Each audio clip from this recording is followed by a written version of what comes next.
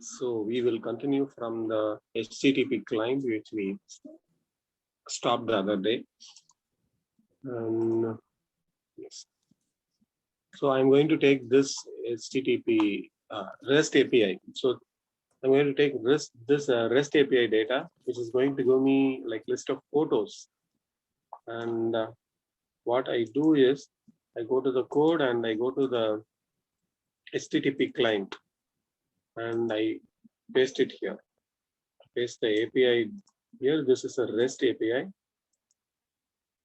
So this is going to give me list of photos and I'm collecting the result and I'm printing in the, I'm storing in the result object. And from the result object, I don't have anything as data. So I need not have this line. The result array is the result object. I have to now go to the HTML. Here we iterate and we print the item, first name, last name, email. Instead of that,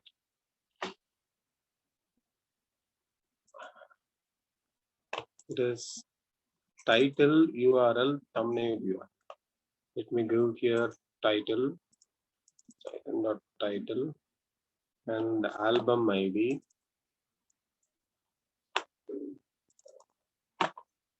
And then the URL.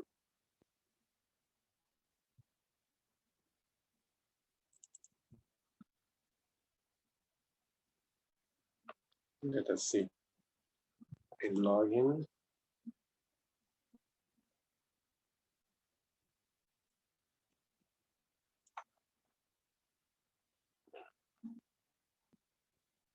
Okay, the image has not come. Okay, it's taking some time. So there is a bunch from the API. This has loaded.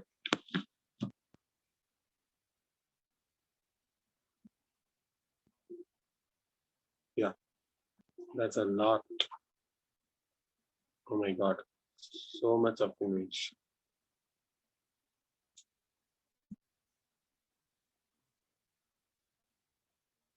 Okay, so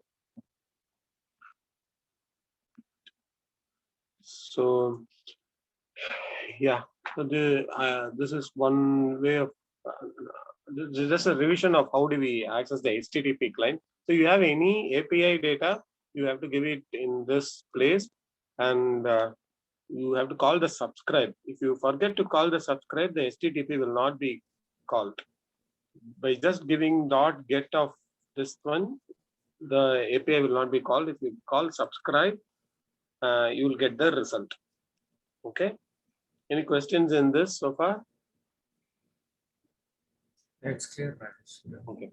Now with this, this brings us to one basic topic which I want to discuss, which is the observable.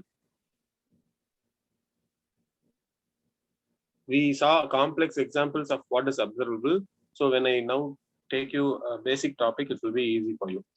Now, observables are like the newspaper publisher and newspaper subscriber. We call it as a publish subscribe model. PubSub, publish subscribe. So observable is a simple data we create using observable, which is from RxJS. And when creating an observable, we have to give a function. This is the function which will be called when we subscribe to the observable.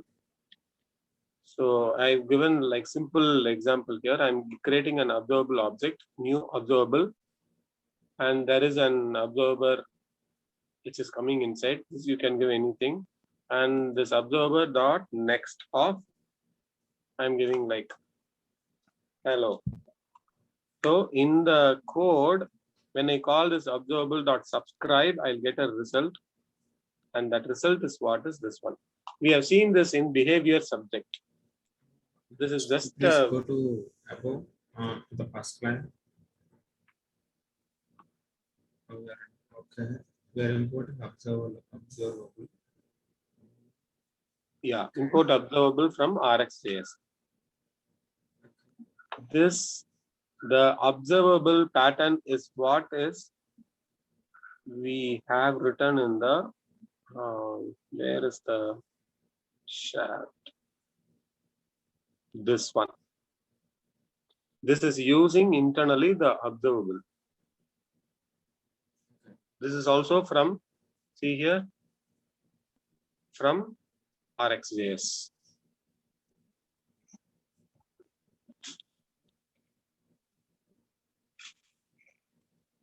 Actually, this is not a new topic. This what I am telling now is a subset, very base subset of this behavior subject. Behavior subject, what we used to do, there will be a subject. This will be emitting a value. Anyone who is subscribing to the subject will get this value. The same way, we have an, actually the subject came from this one only. So this is the base. So we have an observable which will have a, which is going to emit a value. Whoever is going to subscribe to that observable will get in the result this one, whatever is given.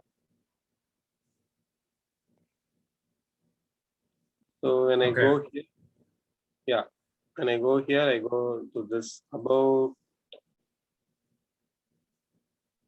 us. On click of this function, I'm subscribing. See here. So as soon as I subscribe, I will get this result, whichever is here. So if I go to the console and I click, I click here, I get the value. So this is just an observable pattern which is used in RxJS and which is used in the behavior subjects. So we already are using it. This was just a very basic I wanted to share with you.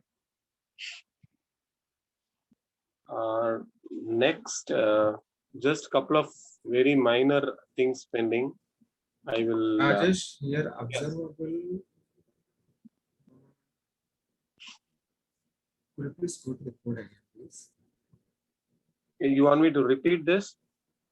No, just I'm checking where we observe. We used the behavior subject. Where we given login subject, behavior subject.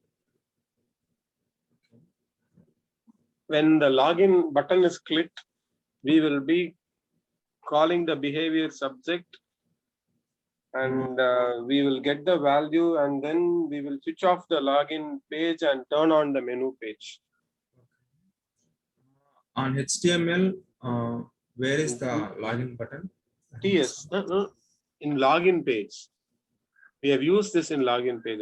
So here, on click of this login in the TS, see here, login subject.net.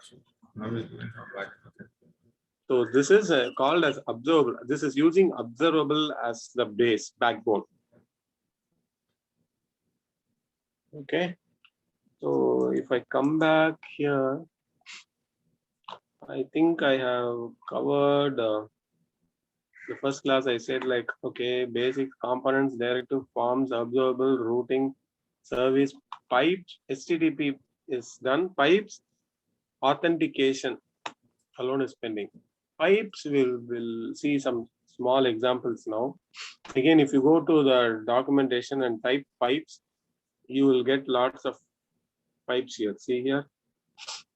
Just normal slash, right? That's what we're No. Yeah, correct. Normal single slash, but Angular has a lot of cool functions within that normal slash. Example, I'll go to this login page itself. So I have a login page. I'll login component HTML is here. In the login page, if I am going to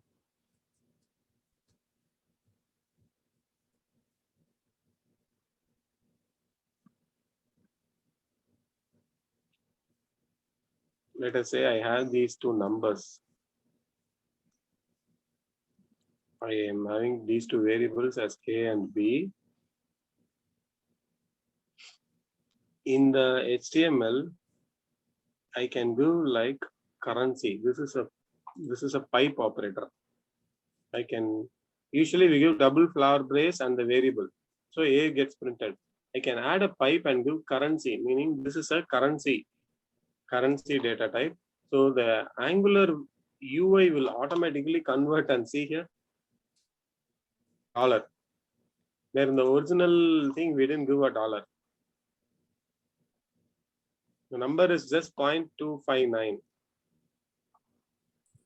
When I gave currency, it took the US dollar and it is converting. That is the usage of the pipe. So I'll do more example. 1 second. Currency means default it will take So the dollar symbol. Yeah, correct. But if you want something specific, you have to give the currency as INR. Okay. This is Canadian dollar, right? See here it came. CA Yes. dollar. I'll try INR. Yeah. We'll see if the rupee is coming. Yeah, rupee is coming. Yes. Okay. So these are cool features which is for the display purpose. To display to the user in the page, you need not struggle for these things. These are the original data will just be a number. You can just add the pipe and convert the data. But here we have not inputted the. No, that is in core. The pipe is in core, Angular core, which is there in the Yes, we already inputted. app module. So we'll get all the features of pipe by default. Okay. And we have different formats here.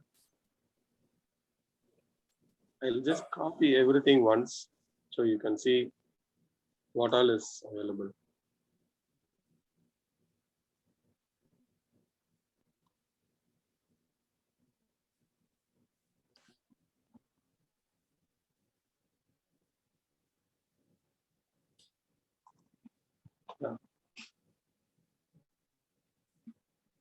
Different formatting. So this is currency pipe. We have different pipes. So one of them is currency pipe. We have a date pipe which will be very useful a lot of the time. We can print the value like however we want. In all the formats we can print it. Example. And this is the documentation. Like, so when I go, yes, yeah, today I'll take date, not now. I'll go date, not now here today, and in the HTML I'll go ahead and just print now. Today. If I go today, the default value which comes is the milliseconds. This is called the milliseconds from 1970 January 1. The time is calculated based on the number of milliseconds elapsed from 1970 till today. We have to convert that to a date. So to convert that to a date, we have these pipes. You just give pipe and I give date or just single date. I'll add a pipe here, date. That's it. So see here it is converting. But the system cannot remember as June 7. System can only remember the milliseconds. So this is the number of milliseconds we call as epoch time, which is very interesting concept. If you see, there is something. We'll see what is Unix epoch clock means. It is an event or a time marked by an event that begins a new period. And the current epoch is 1970 Jan 1. 1970 Jan 1 is the base for all the clock set in the world. It is called the Unix epoch.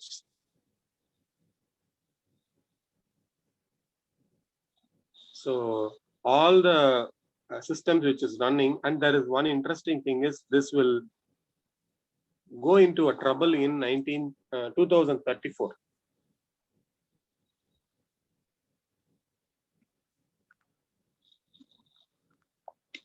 Because 2034, see, apocalypse, Y2K 38. Because that time that on that year the date will stop working.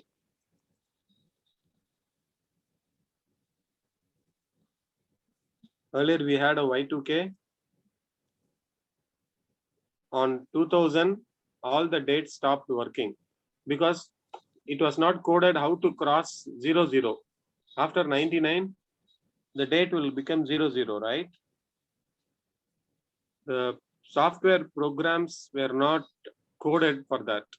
So what they did in 2000, all the programs, wherever the date was used, was recoded, adjusted.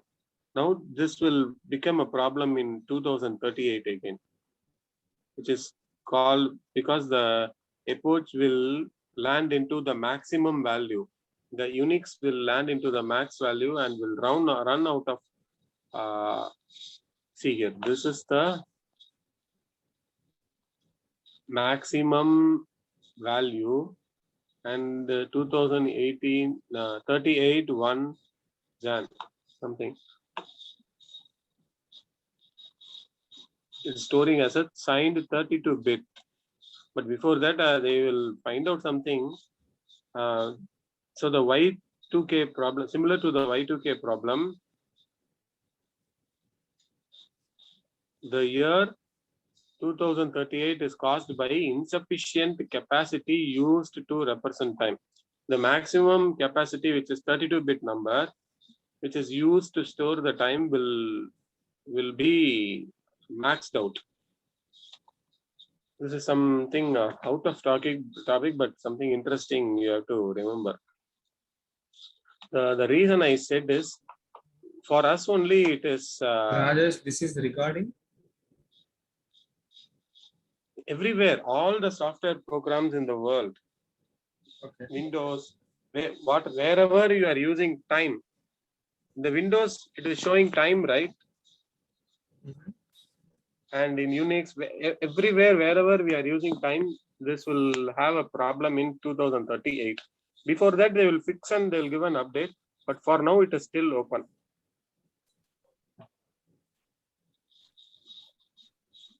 See, when I give today, okay, date.now, correct? If I give date.now, I'll go to Google and see what is the time now, correct?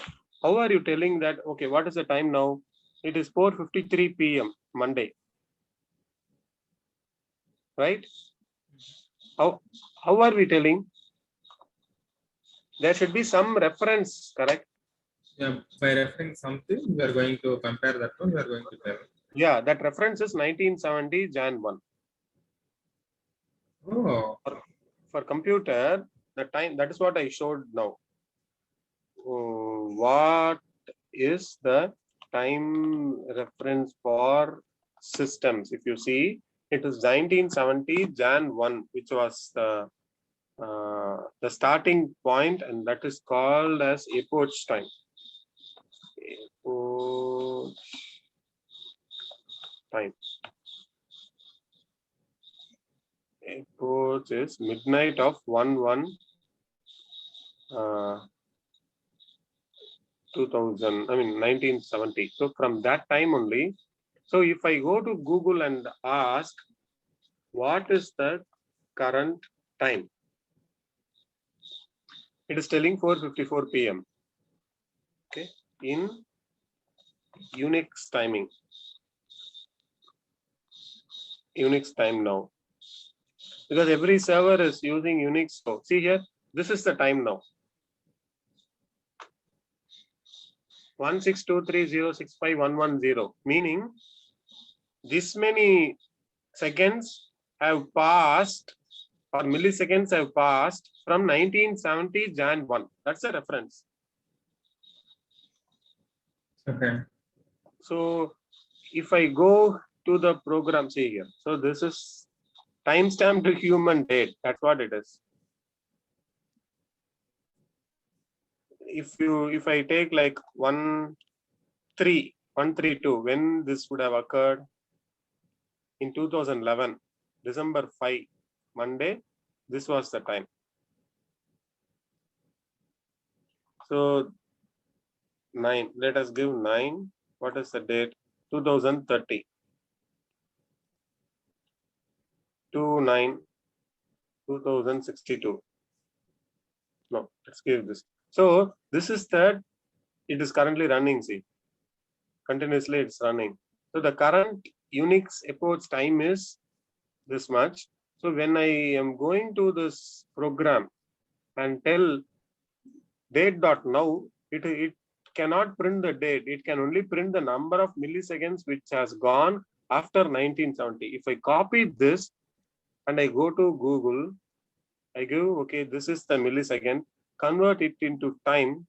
It's going to tell June 7, 4:56, 4 and 26 milliseconds. That is, 4:56 minutes and 26 seconds, 4:22 milliseconds. This is the time. So every, the program can only know this time. The programs are not coded to remember the dates. From this time, which is a millisecond, we convert and we retrieve the date. That date conversion is done by the pipe date. If I go like this, it's going to show the milliseconds. If I go like convert to date, it will compare with 1970 and find out the date and then print me.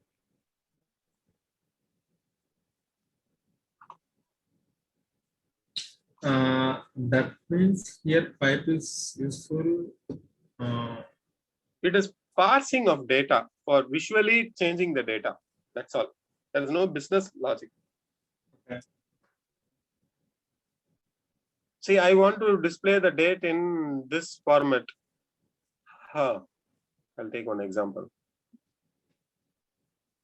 I want to display the date in some format. Okay, let us take the format. In the table, they are given so much of formats, right? Okay, examples. I want to display like Monday, June 15. So for Monday, I have to give this format. E. If I give in this E, what will come? Monday, because that gives just the day, and I want to display the month. M.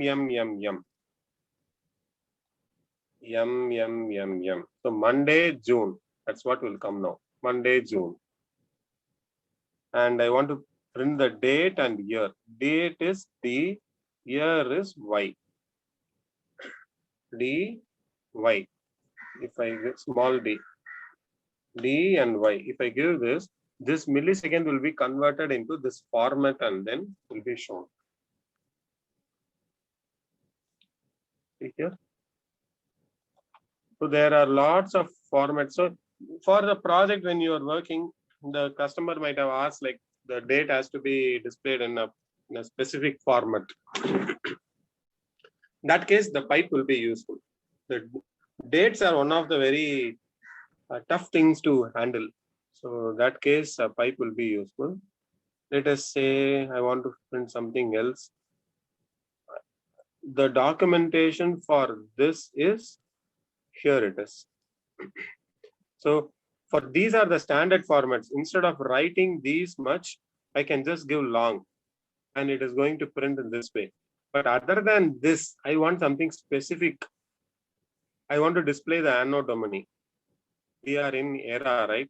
Which era? So I can give G, GG or GG, GG. I'll copy this. I will give G, G, G. We are in AD. Okay, I want full name.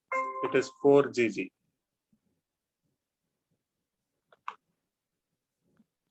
Anno Domini. Okay, and I want the year to be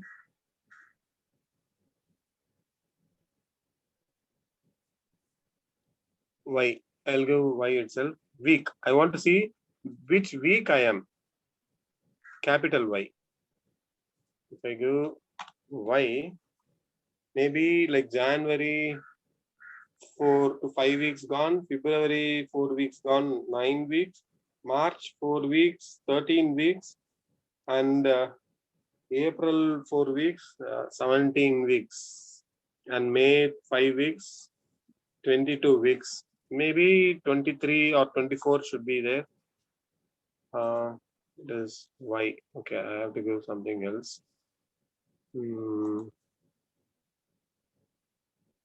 Week numbering year. No. Week numbering year. Not this one. Week is something different.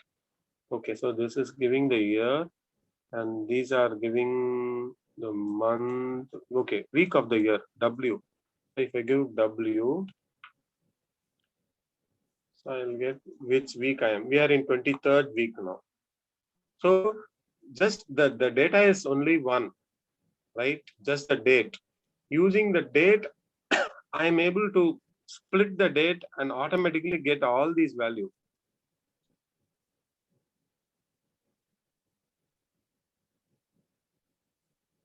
Do you understand why the pipes are used?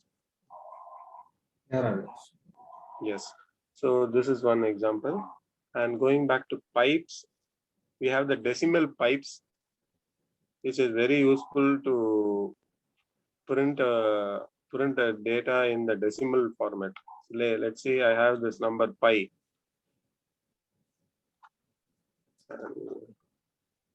I want to display it in. Okay, the documentation says we have three, like min integer digit, min integer digit, min fraction digit, max fraction digit. So if I give like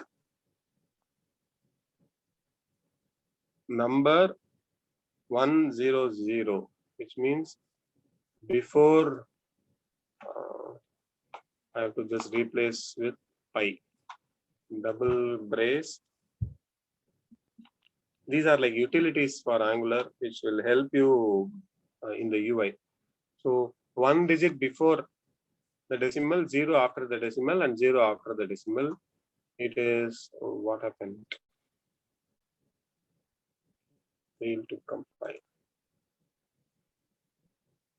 Login component is line number 5.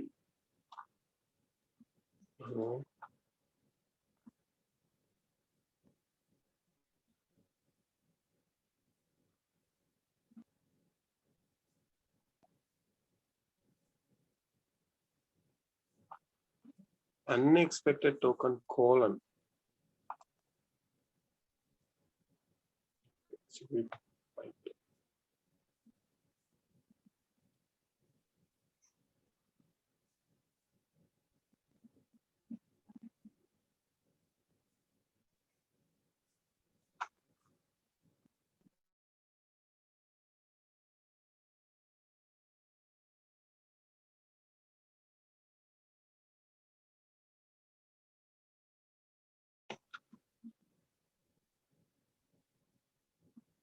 pi value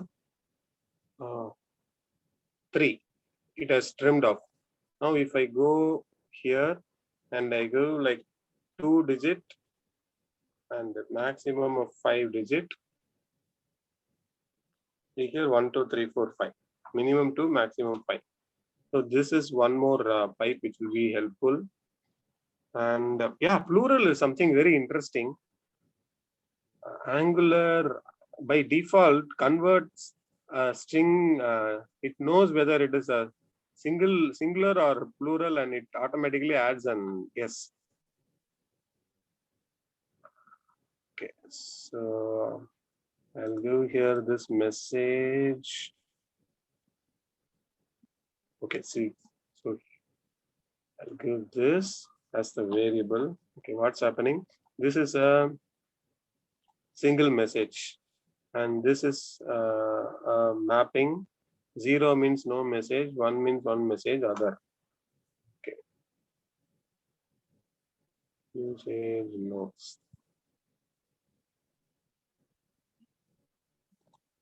Here, if I do like this,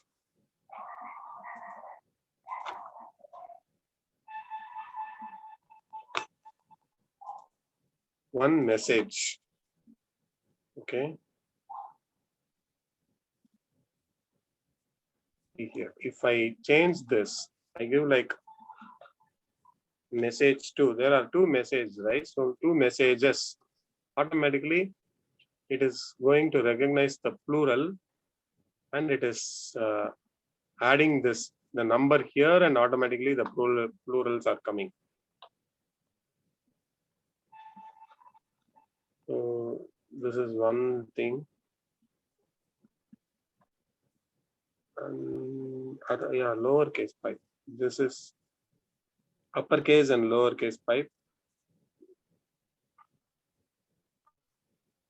where you can the value will automatically be changed to uppercase or lowercase. Example, I'll here name Rajesh. Name is a keyword. Yes, string equal to Rajesh. So if I give the name here, name lowercase, okay, Rajesh. If I go uppercase, automatically see here the uppercase is completely capitalized.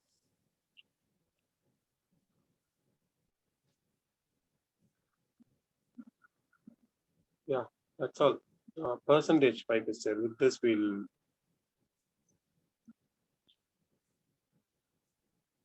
percentage pipe is also something interesting. Automatically, the percentage value will be added.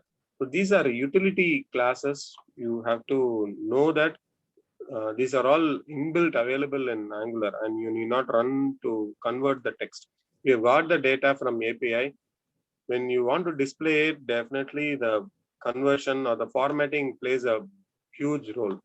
So here, automatically, it's the percentages are added based on the formatting. It is after decimal 3 and max 5. So that case, it is king. So that's all on the pipes. Any questions on the pipes? It's very simple. No logics here. Just And you have to, yeah, use it. And I think with this, the core concepts are done.